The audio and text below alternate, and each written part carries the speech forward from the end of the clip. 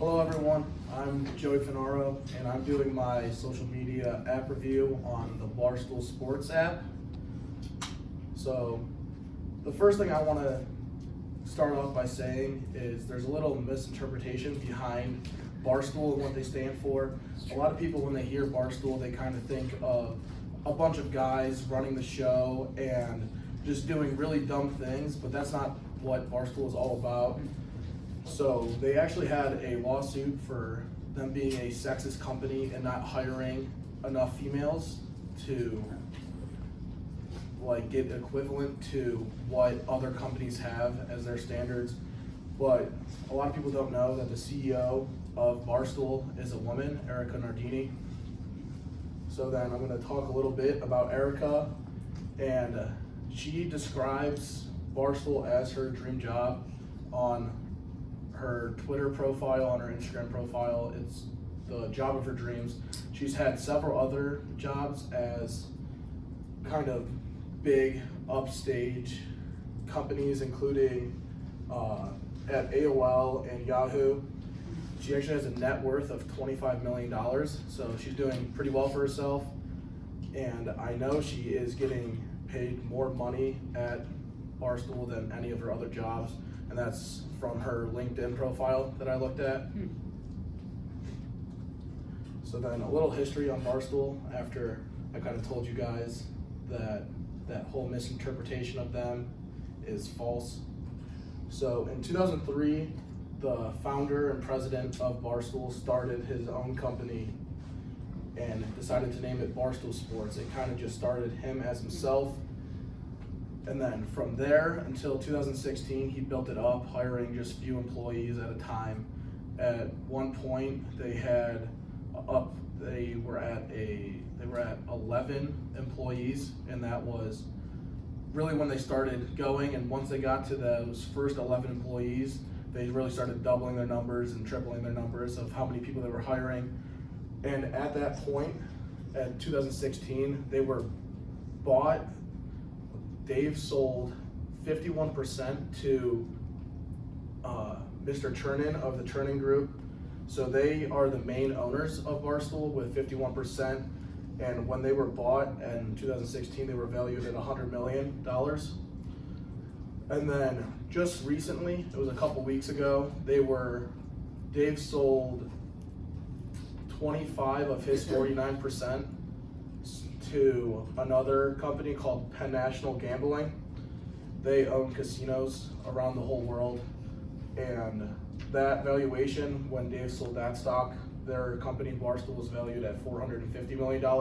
So just in 4 years, they gained $350 million for their company in their valuations.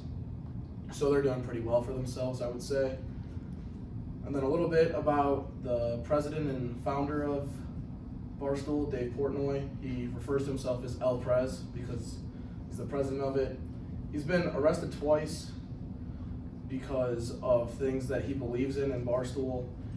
In 2006, he locked himself to a pole in the NFL commissioner, not in the commissioner's office, but in the NFL headquarters in New York City, and just sat there because of the whole Deflategate thing with the Patriots. So that was one of his arrests, and then the other arrest was 2 Super Bowls ago. Yeah, 2 Super Bowls ago.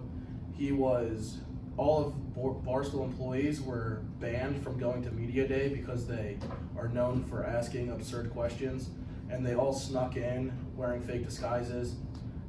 One of them got caught at the Media Day, but Dave didn't. Dave actually got into the stadium and then was drugged out of the stadium during the second quarter of the game. And it was pretty funny because the Patriots won that game and he's a huge Patriots fan. So, and his big slogan and what he kind of runs Barstool off of is, "I will reinvent the internet," which he's pretty much done. And that's going to bring us to the app and how that really reinvented the internet. So on the app, there's several different pages you can click on. You can see all your favorite Barstool employees and what they're doing on a daily basis. You can listen to podcasts from all these employees. You can read the blogs, because that's how they started, was writing their own things, and then it turned into podcasts as that kind of revolutionized social media podcasts. Instead of reading, you get to listen to pretty much all the same content. There's viral videos on there, and they have kind of like what Facebook, Twitter, and Instagram have, the endless scroll. They have a page like that. It's just called their viral page that just never ends. You can keep scrolling and watch funny videos, and I have a few examples of those in a little bit.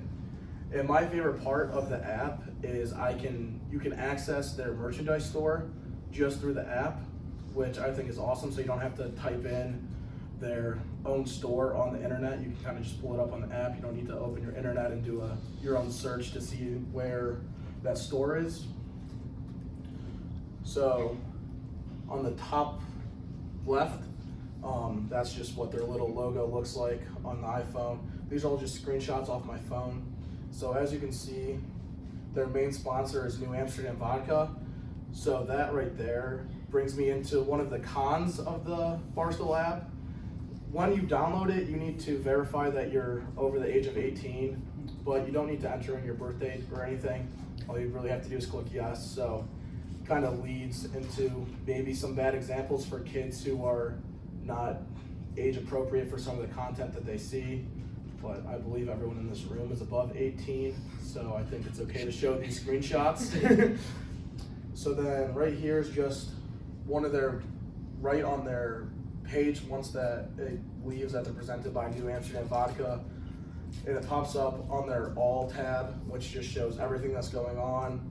So when I took this screenshot, it must have been on a Tuesday or something, because those two girls in that picture, they're called the Chicks in the Office, Rhea and Fran, and they talk more about gossip and e-news and what's going on soap operas and what's going on The Bachelor.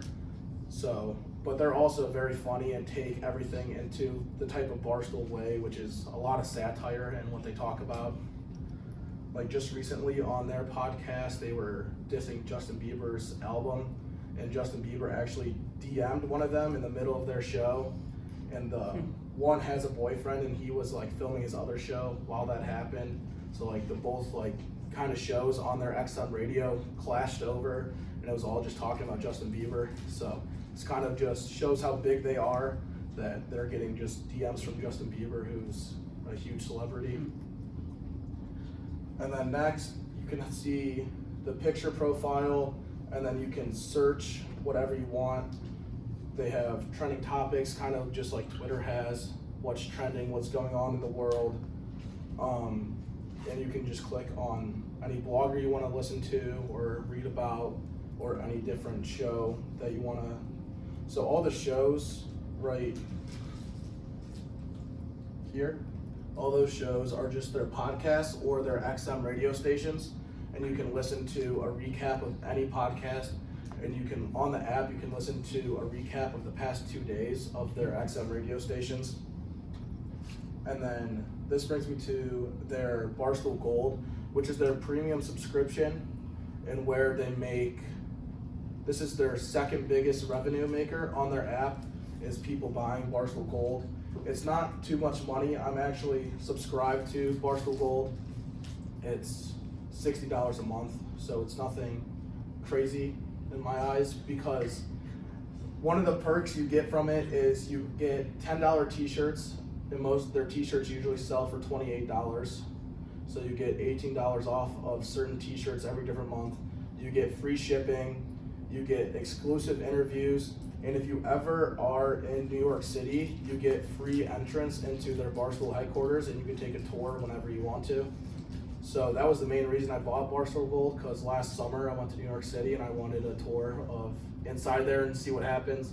So like inside their headquarters, they had 4 different full bars where you can just make yourself a drink. There's no price behind them or anything. And you can just, whoever's walking around the office, you can try to stop and talk to them, but they're usually busy because that's their actual job. But I kind of just got to go in there and walk around for a day, so it's pretty cool. And then also they have like their own gold interviews where they're not released to everyone, but everyone still gets a normal Barstool experience, even if you don't have Barstool Gold. Once they made Barstool Gold is when they started adding features. So if you didn't buy Barstool Gold, you didn't get anything taken away from what you were getting before. And then this is their store, which is accessible right on the app like I was talking about before. And as you can see, there are two different main sections that were just coming out. Their spring break clothing and what they called Zillion Beers, which was only being marketed for a week, and they made $1.7 million off of it just from a week of sales. So they do pretty good for themselves in the store. That's their main source of revenue on the app. So then here's two things from the viral page, which I was talking about before, which is the endless scroll. So just some videos, some are pictures, just weird stuff like this. Like this girl just dropped her pizza.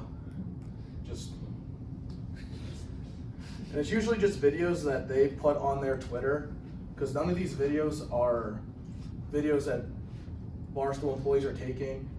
They get sent them on Twitter, and then they repost them for that person to feel like they're getting all of the likes and stuff and reposts from Twitter.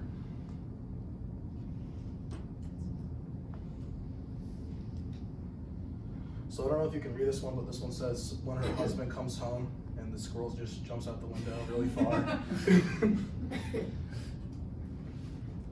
This one says, girls' uniforms on St. Patrick's Day. It was just girls wearing jean jackets. So that's kind of where they get that misinterpretation that I talked about on the first slide, that it's a sexist company. And there's another example on the other video that I have of a girl yelling at her boyfriend in a car, and the caption's like, when you like another girl's Instagram picture. So it kind of gets the sense that girls are being downgraded, but it's not at all, being that they are very open to having podcasts and shows that welcome all age groups and all different fans of hobbies and all different sexes, like whatever you like. There's really a show you can find at the Barstool Company, and those are all on the Barstool app for you to listen to, read about. Here's just another video I had.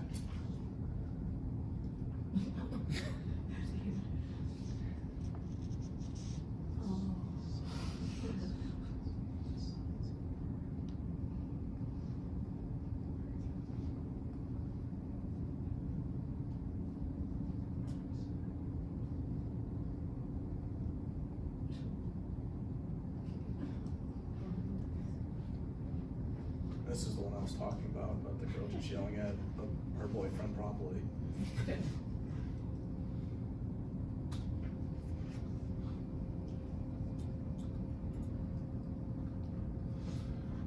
So then what I talked about earlier, one of the big cons of Barstool is the age restriction, and you can really get into the app without verifying your age. You just have to click yes on a little tab. It's not the best influence for everyone, like that guy just taking batting caging pitches right to his chest. Really not the smartest idea, but if you want to get famous, I guess it's something you got to do. And there's really no warning signs of what you're going to see. Like today I was just scrolling the app and there was someone getting attacked by a shark. Like it was pretty just violent, so you really don't know what you're going to scroll to next, and that's just a little warning because you see the video before you see the caption. But and then those are my references. Has anyone got any questions? So this Barstool Gold, pay $60 a month. Did I say a month? Yeah. Oh no, I've done a year. Okay. I was really hungry. 60 a month is okay, when you said 60 a month, I was like, Jesus Christ. That's my fault. No, it was 60 for the year. He said, that's not that bad. He said that was that. I was like, he's rich. Yeah, well, I saw everyone's faces. I'm like, oh, I guess that's a lot. But no, not 60 a month. That's my fault. Yeah, 60 a year. Good clarification. What did you do when you went to headquarters? Like, how long were you there? I was there for like 5 hours. Oh my Well, they just let you just roam. Yeah, you just have to show that you have like the premium gold subscription, and then they just let you in. And you can really do whatever you want, and like obviously they have security guards there, so if you're doing something you're not supposed to be doing, they're gonna kick you out. But there's just like several like lounge areas, and there's one area where they have like 9 different TVs with just different sports games on. That's what I did because it was during because it was during the World Cup I was there, so they had like all these different soccer games on, the Women's World Cup. So that was what I did mainly, because it was just free drinks. You just went up to the bar and just poured your own stuff. They have their own vodka now called Pink Whitney. So that's what I was drinking most of the time. Yeah. So you had mentioned their revenue. They make their revenue through the subscriptions. What is another like way that they generate their income? Their main income is their store. Okay, really? Yeah, because like I said earlier, that Zillion Beers thing, it was just one of their employees, his name's Dana, and he bet El Prez, who's the founder of the company, if he makes $1 million, he has to buy him a trip to Vegas. He said, okay, I'll give you a week. And then he ended up hitting $1 million on like Thursday. Wow. So then he made another bet if he hit $2 million by Sunday, so still a week, then he had to get him a trip to Bora Bora, but it only hit 1.7, which is still a lot of money for 1 week. Right. Wow, it's interesting. And I bought 3 of those shirts, so I feel like I contributed, so I feel good. Interesting. Any other questions or comments? So who here has heard of Barstool before, right? So most everybody, right? So like you said, it's pretty popular. I guess the one thing, do they have any way of tracking like the typical age range of those that are on it or use it? So, in my paper I talked about it, and the main age range is 16 to 34. Okay. Right. But each show like has their own different deal of like who they have 18 different XM channels that they're on all the time.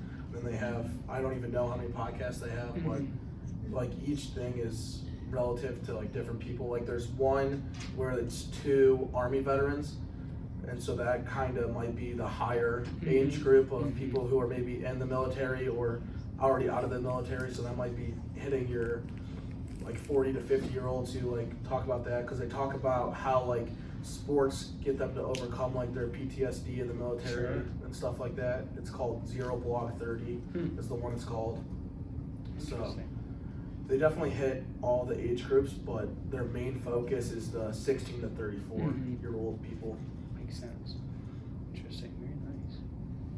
All right. So any last comments or highlights, things you liked about the presentation, things that stood out? I liked how you showed us videos. They gave a good, visual of what the site's like and what the videos are. And yeah. Very nice. Well, very knowledgeable. So we knew a lot of information about it. So nice job. All right. Well, we'll give them a round of applause. So nicely done.